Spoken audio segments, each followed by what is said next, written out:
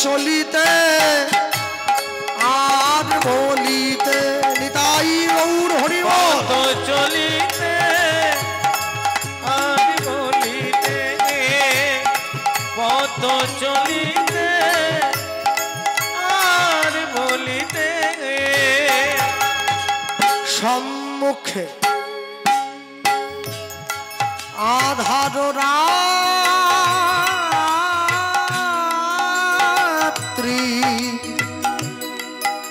ওগো তুমি যে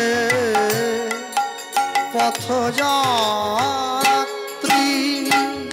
সম্মুখে আধার রাত্রি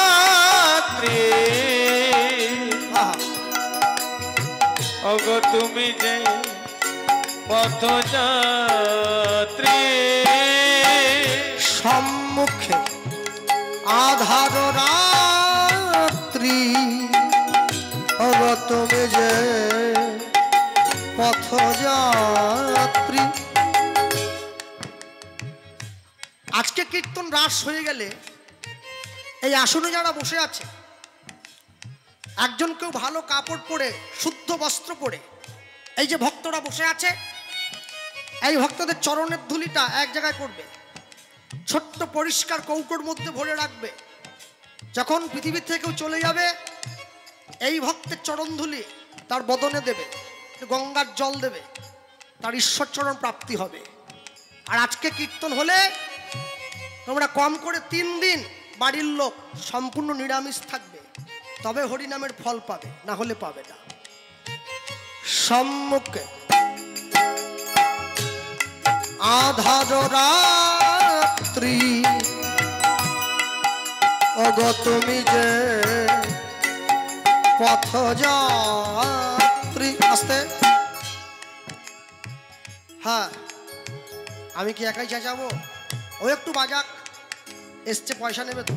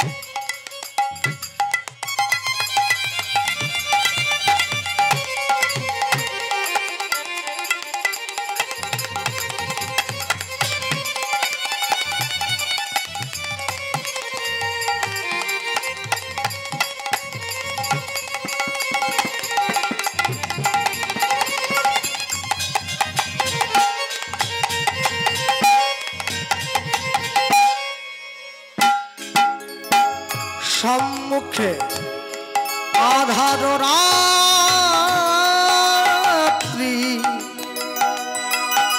ওগো তুমি যে পথযাত্রী। সম্মুখে আধার রাত্রি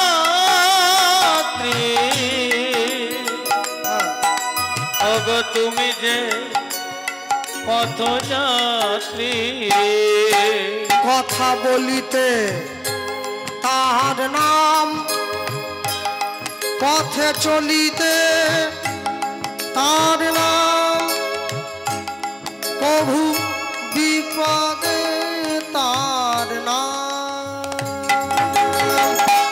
পদ চলিতে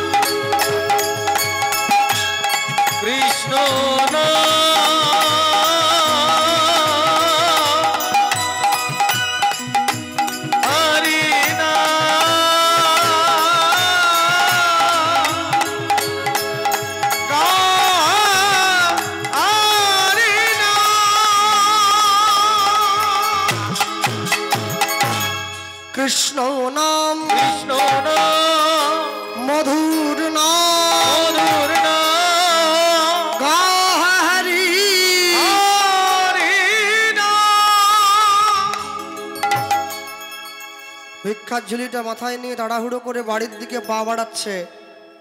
হঠাৎ করে আকাশের পশ্চিম কোনো একটা কালো মেঘ উকি দিল। আস্তে আস্তে করে সেই কালো মেঘে পুরো আকাশটা ভরে গেল। মাধব দাসের বাবা ভিক্ষার ঝুলিটা মাথার থেকে নামিয়ে বুকের মধ্যে জড়িয়ে ধরেছে। ঝমঝম করে বৃষ্টি নেমে এলো। প্রচন্ড বৃষ্টিতে গ্রামের রাস্তাঘাট কাদা হয়ে গেছে। কাদা রাস্তায় পা দিয়ে চলতে গিয়ে মাধব দাসের বাবা মাটিতে পা পিছলে আছাড় খেয়ে পড়ল।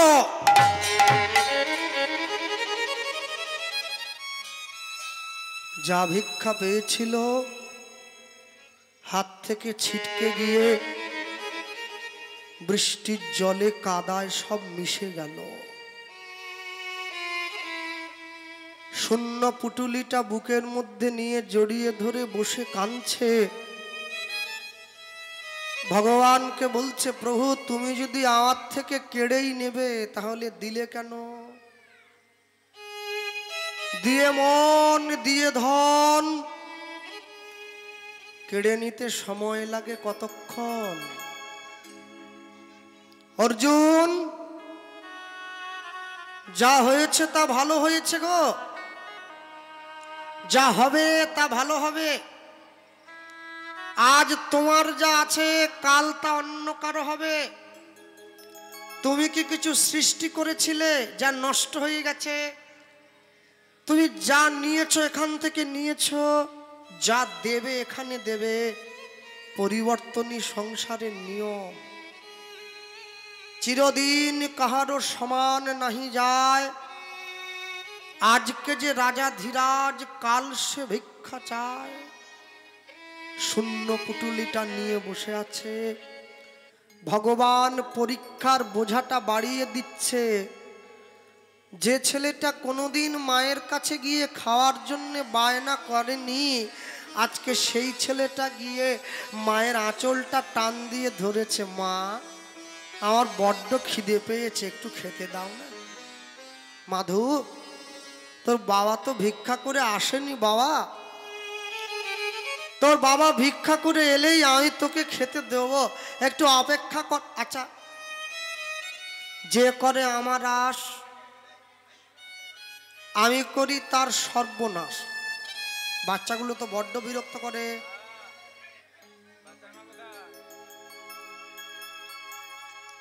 তোরা দূরে গিয়ে খেল না বাবা, দূরে গিয়ে খেল, যা দূরে গিয়ে খেল বাবা। হ্যাঁ,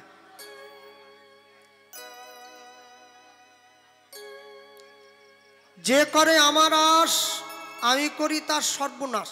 আচ্ছা, এখানে যে কজন বসে আছেন একজন আমাকে হাত তুলে বলুন তো, বাবা গোপাল কৃষ্ণ, ভগবান আমার সর্বনাশ করেছে?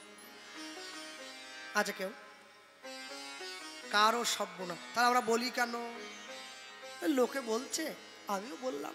এ মুখস্থ মাল, এ মুখস্থ মাল, চালু কথা। প্রকৃত কথাটা কি জানেন? যে করে আমার আশ আমি করি তার তমনাশ। তম মানে অন্ধকার, অন্ধকার মানে পাপ, পাপ মানে মায়া। তারপরে বললেন, তবু যদি সে না ছাড়ে মোর পাশ, আমি করি তার 6 পুত্রকে বিনাশ। কাম, ক্রোধ, লোভ, মোহ, মদ, মাশ্চর্য। ভগবানকে ভালোবাসলে ষড়রিপুকে হারাতে হবে। তারপরে ভগবান বললেন, তবু যদি সে না ছাড়ে মোর পাশ, তাকে আমি দেই বনবাস, তাকে বৃন্দাবনে বাস করতে পাঠাই। যে তোমার শরণ লয় তার বাঞ্ছা পূর্ণ হয়, কৃপা করে দেহ মোরে বৃন্দাবনবাসী। তারপরে ভগবান বললেন, তবুও সে যদি না ছাড়ে মোর পাশ, আমি তখন হব তার চরণের দাসের অনুদাস। ছেলেটাকে ভোলাবার জন্য মা কি করলো? উনুনের ওপরে হাঁড়ি দিয়ে, হাঁড়িতে কতগুলো নুড়ি পাথর দিয়ে জল ঢেলে নিচে আগুনটা লাগিয়ে দিয়েছে। খোকা, ওই দেখ ভাত হচ্ছে, হলেই আমি তোকে দেবো। নুড়ি পাথর কোনোদিন সিদ্ধ হয় না। মায়ের কোলে শুয়ে ছেলেটা খিদার জ্বালায় কাঁদতে কাঁদতে ঘুমিয়ে পড়েছে। ভগবানের কাছে গিয়ে মা হাতটা জোড়ো করে ভগবানকে বলছে, প্রভু তুমি আমাকে গাড়ি বাড়ি টাকা পয়সা বিষয় সম্পত্তি দাওনি, এর জন্যে আমার দুঃখ নেই। আমার দুঃখ কেন জানো? আমি তো মা, ছেলে মা হয়ে ছেলের মুখে এক মুঠো খাবার তুলে দিতে পারবো না, আমি কেমন মা? সিংহাসনে দাঁড়িয়ে আছে ভগবান, ভগবানের চোখ থেকে ঝরঝর করে জল গড়িয়ে পড়ছে। মা, তোমায় যদি দুঃখ না দেই, কষ্ট না দেই, তাহলে তোমায় আপন করে নেব কি করে? হ্যাঁ, যে লোকটা সমাজে খারাপ তাকে কেউ টোন টিটকিরি কাটে না। যে নামের মালা গলায় নিয়ে, কপালে তুলসীর মালা নিয়ে রাস্তা দিয়ে হেঁটে চলে যায়, তাকে লোকে টোন টিটকিরি কাটে। কেন জানো? সমাজ তো জানে ও আমাদের থেকে এগিয়ে যাচ্ছে, ওকে টেনে নিজেদের জায়গায় নামিয়ে আনতে হবে, তাই ওকে টোন টিটকিরি করছে। না না, পিছন দিকে তাকাবেন কেন? খরগোশ আর কচ্ছপ তো দৌড় লাগাচ্ছে। খরগোশ গিয়ে বলে আমার সঙ্গে ছুটবি, কচ্ছপ বলে দেখো তুমি তো জোরে দৌড়াও, হ্যাঁ তুমি যখন বলছো তোমার সঙ্গে আমি ছুটতে পারি। যেই দৌড় শুরু হয়েছে, খরগোশটা তো এক দৌড়ে আমতলা পৌঁছে গেছে। কচ্ছপ সবে জামতলা বাজার পেরুলো, এখনো বহু। হ্যাঁ, খরগোশটা মনে ভাবছে একটু ঘুমিয়ে নিলে কেমন হয়। ও আসুক না, কখন আসবে? 2 দিন 3 দিন পরে আসবে, চলতেই পারেনি। এইরকম করে যায়, ও ঠিক কাছাকাছি আসবে, আমি আরেকটা ছুট দেবো, একবারে বেহালা পৌঁছে যাবো। খরগোশ যা ঘুমিয়েছে, চির ঘুমিয়ে ঘুমিয়ে পড়েছে। খরগোশের পাশ দিয়ে কচ্ছপ হেঁটে চলে যায়। কচ্ছপটা মনে ভাবছিল একবার ডাকবো যে বন্ধু আমি এসে গেছি, আবার ভাবলো না ডাকবো না। কেন? বলে ও তো এক্ষুনি ছুটে আমাকে পেরিয়ে যাবে, আমি বরং হাঁটতে থাকি। কচ্ছপ হাঁটে, পিছন দিকে দেখে, কই এলো না তো। কচ্ছপ হাঁটে, পিছন দিকে দেখে, কই এলো না তো। কচ্ছপ হাঁটে, পিছন দিকে দেখে। কচ্ছপ গন্তব্যস্থলে পৌঁছে গেল। খরগোশের ঘুম ভেঙেছে। খরগোশ যখন ছুটে গেছে, দেখছে অনেক আগেই কচ্ছপটা পৌঁছে গিয়ে বিশ্রাম করছে। আপনি যদি সৎ পথে থাকেন না, গুটি গুটি পায়ে হাঁটতে থাকুন। অসৎ ব্যক্তিরা ছুটবে বটে, জায়গায় কিন্তু আপনি আগে পৌঁছাবেন। কর্ম তোমার ভালো হলে ভাগ্য তোমার দাসী, হৃদয় তোমার ভালো হলে ঘরেই মথুরা কাশী। তোমাকে ছুটে যেতে হবে না চারদিকে, এই ঘরে বসেই তাকে দেখতে পাবে, ঘরে বসেই তার দর্শন পাবে। শুধু ডাকার মতো ডাকলে পরে সে কি ঘরে রইতে পারে? মাধব দাসের মা ভগবানকে ডাকছে। গভীর রাত্রিতে পাড়ার লোকেরা একটা মৃতদেহ কাঁধে নিয়ে মাধব দাসের বাবার বাড়ির দরজায় এসে দাঁড়ালো। ব্রাহ্মণী, ব্রাহ্মণী দরজা খোলো। ছুটে গিয়ে দরজাটা খুলে দিয়েছে। একই কারা তোমরা? আমরা এই পাড়ার ছেলে। যখনই দরজাটা খুলেছে, দরজাটা খোলা মাত্র পাড়ার লোকেরা মাধব দাসের বাবার মৃতদেহটা কাঁধ থেকে নামিয়ে মাটিতে রেখেছে। একই কাকে নামালে? শোনো, আজকে ঝড় জলের দিনে ভিক্ষা করে ফিরে আসার সময় তোমার স্বামী পথের মধ্যে বাজ পড়ে মারা গেল। দয়াময়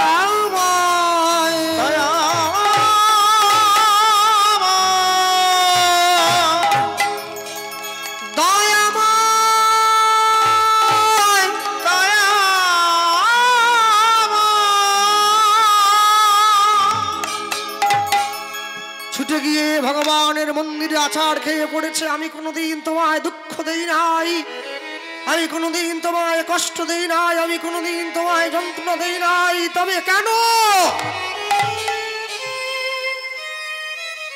আমার জীবনের একমাত্র অবলম্বন তুমি কেড়ে নিলে?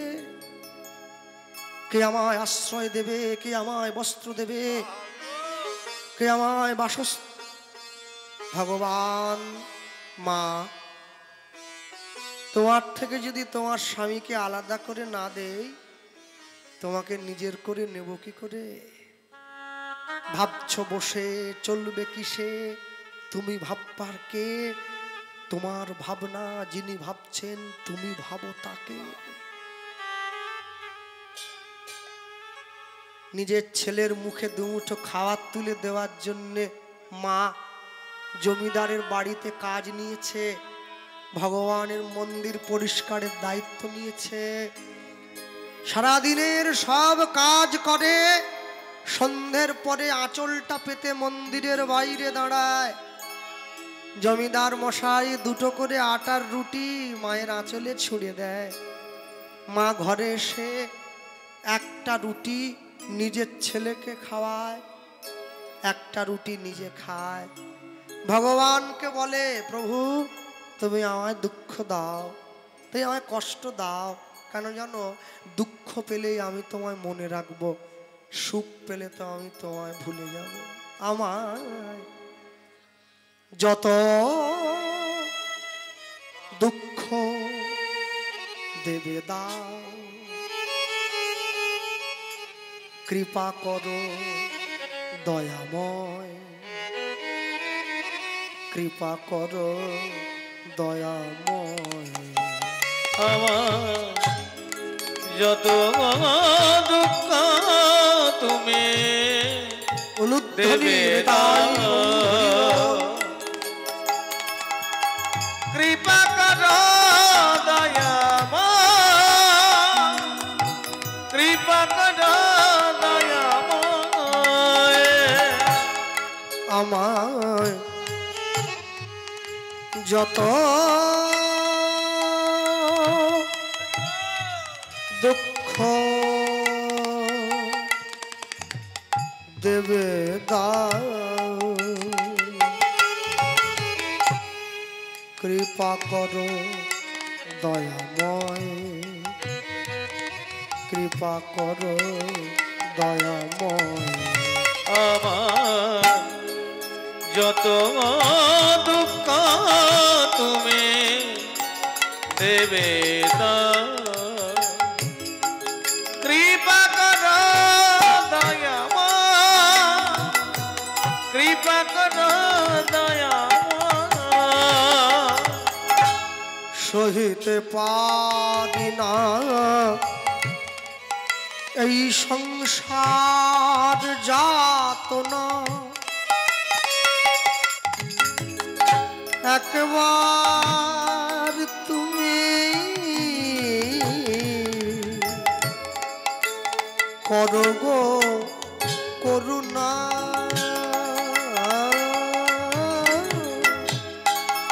সহিতে পারি না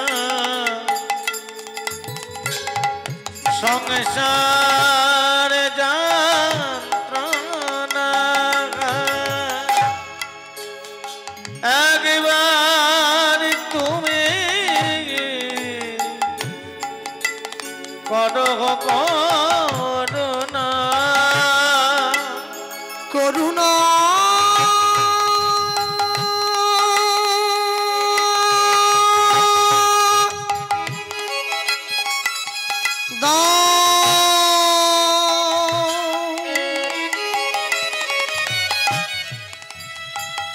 করুণা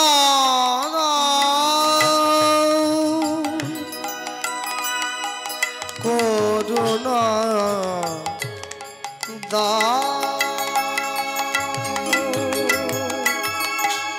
আমার যত দুঃখ তুমি দেবে দাও, কৃপা করো দয়াময়, কৃপা করো দয়াময়। দয়াময়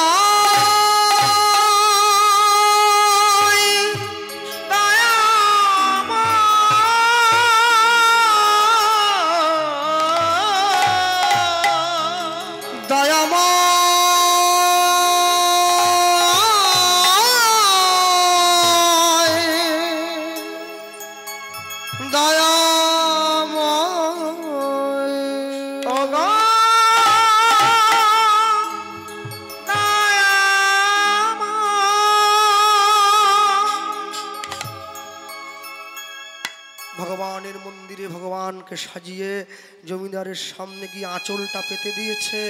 আমার ছেলের খাবারটা এই আমি আপনার ঠাকুরকে সাজিয়েছি, মালা গেঁথেছি, নতুন কাপড় পরিয়েছি, মন্দিরটা মুছে দিয়েছি। দেন। এই যে জমিদার মশাই, আমি কালকে সকালে আবার চলে আসবো। জমিদার মশাই মায়ের আঁচলে দুটো রুটি যখনই ছুঁড়ে দিয়েছে না, ভগবানের ইচ্ছায় রুটি দুটো মায়ের আঁচলে না পড়ে রাস্তায় গিয়ে বলল।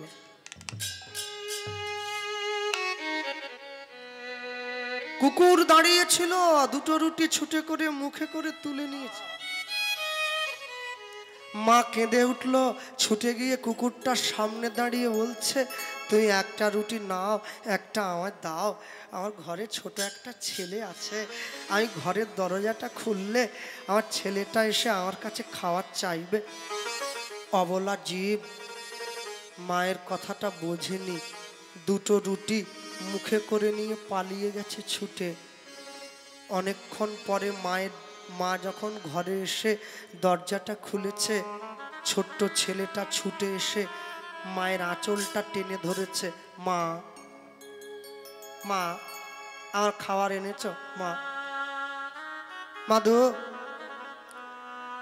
খাবার পাইনি বাবা আজকে, কিন্তু না, দেখি দেখি দেখি, ওই তো আঁচলে বাঁধা, আঁচলে বাঁধা। আঁচলটা গিয়ে নাড়া দিচ্ছে, মায়ের আঁচলে তো কিছু নেই। বুঝেছি বুঝেছি, আর জমিদার তোমাকে প্রচন্ড খাটিয়েছে না? বড্ড খিদে পেয়েছিল তোমার, তুই খেয়েছো মা? ঠিক আছে ঠিক আছে, আরে মাই তো খেয়েছে।